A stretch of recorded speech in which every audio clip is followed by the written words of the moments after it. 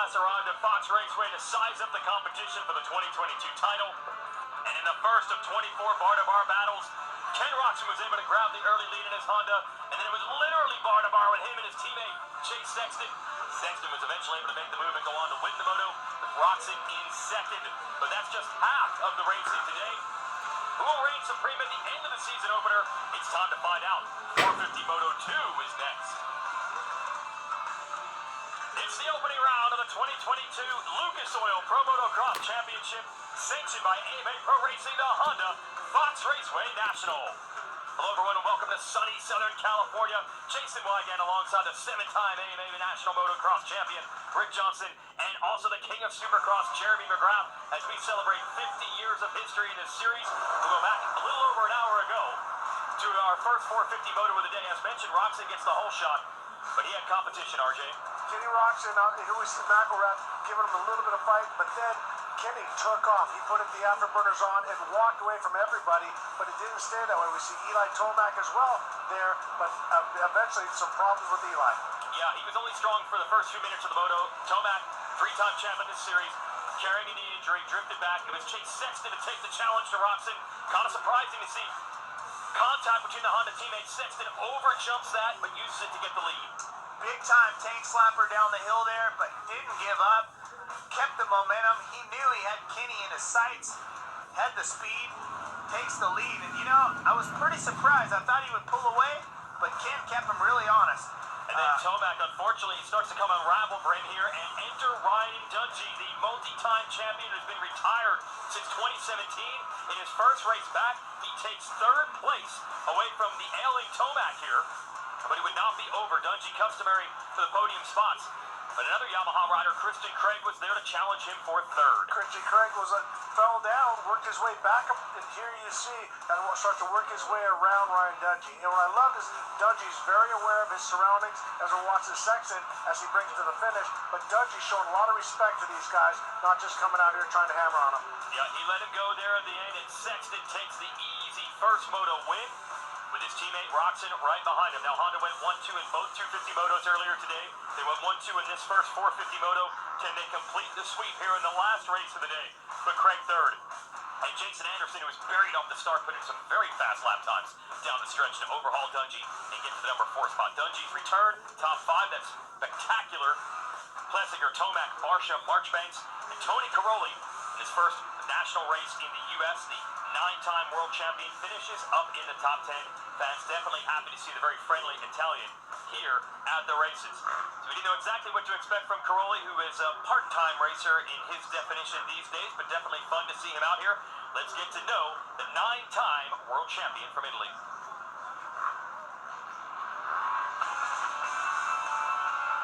Now I'm retired, of course, and from the World Championship, and I had some time off of the bike, and then I say, okay, I think it's a good chance. I'm still, in okay shape, to race, and maybe it's a good chance, to make a few races here. At the moment, the plan is the first 2 rounds, as everybody knows. Of course, I was a little bit out with, my mind after so many years, focused for so long in the season. And then I don't want to have anymore, the stress of the World Championship or any championship, for long. Yeah, for me, it's, everything is new. Like I said, I never raced here in Pala. We did a press day a couple of days ago, and this was my first time. So I really like the track. It's very nice and wide, and you have quite some line choice, so it's gonna be interesting. Okay, if I'm the top 5, I will be super happy, considering that I'm not prepared for such long models anymore. But as I do when I race GPs, when I prepare all the winter for racing. But anyway, I'm still enjoying a lot, and we will see what happens. Great to have one of the all-time legends of this game try his hand at American racing before he's officially retired again 10th in Moto number 1, and definitely having a good time out there. We'll see how much you learn from that, how much you can apply to our 2-lap moto, which will be coming your way after this. It is 450 Moto 2, and we are ready for it. Stay with us here from Fox Raceway in California. Round 1 is not over yet.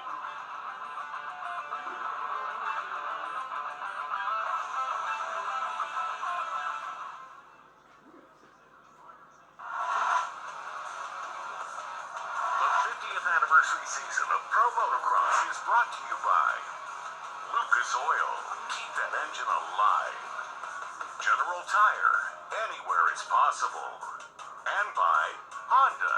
Celebrating 50 years of off-road dominance. We're back here at Fox Raceway at Pala, about an hour outside of San Diego. We'll give you the tour of this facility. MX versus ATV Legends brings you our track map here, and we'll give you a view from high atop Fox Raceway. And this tells this whole story. You look at those light spots, that's where it's getting hard and slick. Now they prep the track, meaning they watered it a little bit, but those hard spots get really slick. As you can see up in the upper left-hand corner, you got to make it through the hard right, hard left, hard right. Then Jeremy, a lot of big jumps on this track. Yeah, big jumps out there. Lots of technicality when it comes to this second moto, because now you got the big jumps, but you also got the big choppy bumps and braking bumps. We saw some big tank slappers from the guys in Moto 1. What are we going to see in Moto 2? We're going to deal with the water in the beginning of the moto, which is another part that's going to be pretty tricky. So it's going to be an exciting first few laps. We'll see what happens. All right, we'll get a little more track analysis. We'll send it down to the racetrack with Jason Thomas. What do you see? Guys, everybody coming into this series has been talking about intensity, getting the pace up. I think today, though, in the second moto, patience is going to win out. You're going to have to work with the track and not really try to force it into submission. It's too dusty, it's too hard, and the bumps are getting too square-edged to really ride it like that. So who can be patient, who can find the flow in the second moto is probably going to come out on top. Thanks, JT. KTM keys to the moto. One more set of tips. Jeremy? Well, I think Jason has a great point there. You can't override this track. It can happen real easy, and especially in the beginning of these motos, you have to push, but there's a fine line. Well, Momentum there. Go ahead. and also to tag on with JT, the line selection. You got to start searching for new ways around. Ricky Carmichael was the king of that. Sometimes in Moto 2, straight down the inside turn, straight up the inside on the exit. So line selection is going to be key. Fly Racing 30-second card is up. The mechanics move away. The focus drops down to the gate. We're ready for 450 Moto 2. Hang on.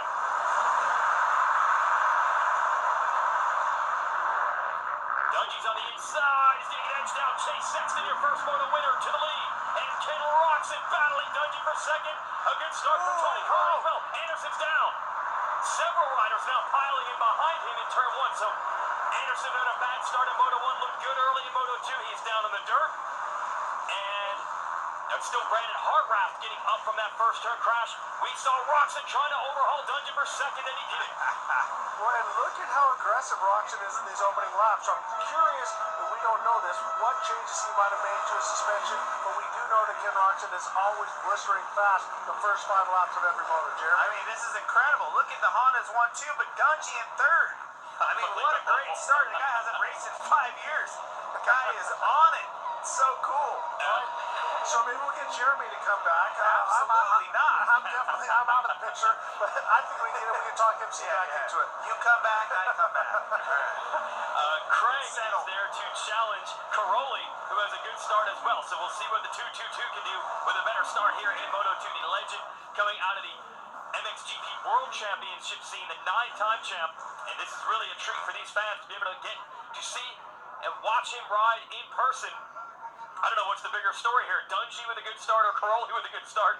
Craig, he's got to block all that out and go after these guys right now, because Craig was on the podium in Moto 1. He wants a podium in Moto 2. Whoa. Sexton almost throws it away. Here's Roczen's opportunity. And that's exactly what Jeremy's talking about. You see the shiny spots out there, and with that water, it's making the track very, very sketchy right now. We see Chase Sexton losing the front wheel. And he says he's not, where he comes from is Illinois, he's not really comfortable with that hard pack, as we see Ken Roczen looking for that lead. Oh, can he get to the inside? Sexton will try to edge him off. Didn't have enough room. Ken Roczen in the number 1 spot. See, for me, guys, this does not create a problem for Chase Sexton. The track's going to come in the next 10 minutes here. It's going to be good. Sexton, we know, has the speed. If I was him, I would just not even be worried or fazed by this. I agree with you, Jeremy, that I would sit back and wait for everybody to go around, because right now everybody on the parade lap is missing the water. They're going around it, but now in the race, when you have 40 guys on the track, they have to take those lines. So how this track is going to mature as far as pushing that slick dirt out of the way is going to get better every lap. I don't care how many times we have seen Ken Roczen be absolutely incredible in the opening laps of the motos. It's still amazing to see. He is checking out But even on his bad days, he's good early in the motos. We're going to see the test a little bit later on if he can hang on. But so far, so good for the 94. And how about Dungey? He's ready to challenge them. Yeah, and now when I talked to Carlos, his mechanic, about that, he says, no, he's like an elephant. He's like a tractor. He just keeps going. So you know that Dungey's fitness is great. His style is impeccable, and so he's right in the mix for actually to be on the podium. To see an athlete, and this is as difficult as it gets in this sport, be gone for 5 years and jump right back up. I mean, there's not a very big drop-off from where he was when he left. This is unreal. Craig has made the move on Caroli. He's in fourth. He was able to get around Dungey in Moto 1, so we could be looking at a rematch there to see Craig in the number 4 spot.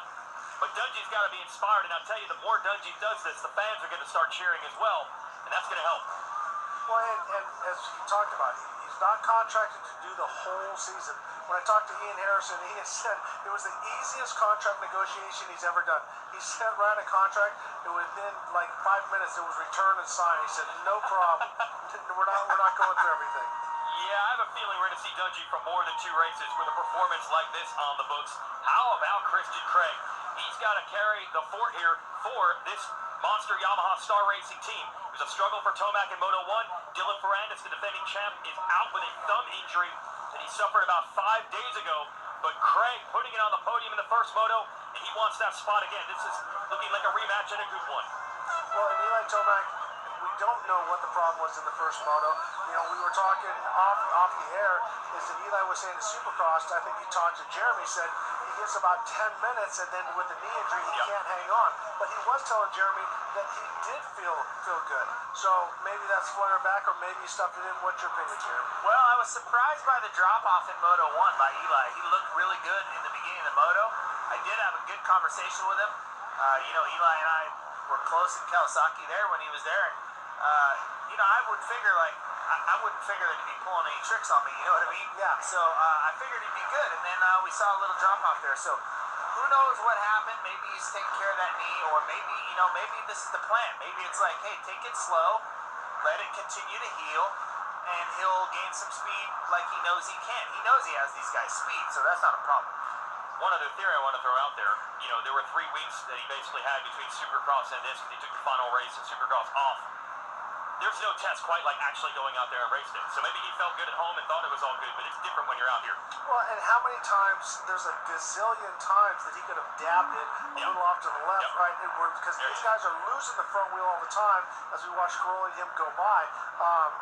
So here we see Eli trying to work his way up. So whatever he had going on in the first moto, he looks fine now. Yeah, he's good early here in Moto 2. So this is a fun battle. It's the type of crazy scenarios we wanted to see. Antonio Caroli versus Eli Tomac. I don't think we expected to see that this year, but it's been fun to watch.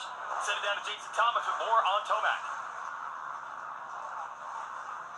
Like Tomac's mechanic, he's in a battle with Tony Caroli at the moment. Kind of a tough first moto, move backwards a little bit. I know you guys made some bike changes, but what's the goal for second moto? Just to move forward second moto. First moto we struggled a little bit, kind of went backwards, but as of right now, it's looking a little better and focusing forward. All right, that's Josh Ellington, the mechanic. Was with Justin Cooper last year. Got a Supercross championship in the Premier Division, a 450 class with Tomac this year. And Caroli's fighting back. Right, but I want you to focus, watch Tomac. Anytime, so if you're a fan, watch this. Keep an eye on Eli Tomac's feet. He has evolved the sport with his father, John Tomac. We talked about it. As he goes to the corner, there he took his foot off. But a lot of times you'll see him keep both feet on the pegs as he goes around the corner. He does it very well in Supercross. I talked to John. He said he started out as drills when he was younger. But then when I talked to Eli, he says when he got on the bigger bikes, he felt more comfortable.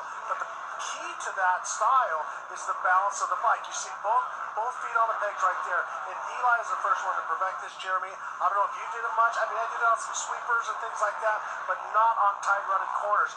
But to finish my thought, it's the balance of the bike. If you have it too soft in the front, it tucks the front, you want to go down.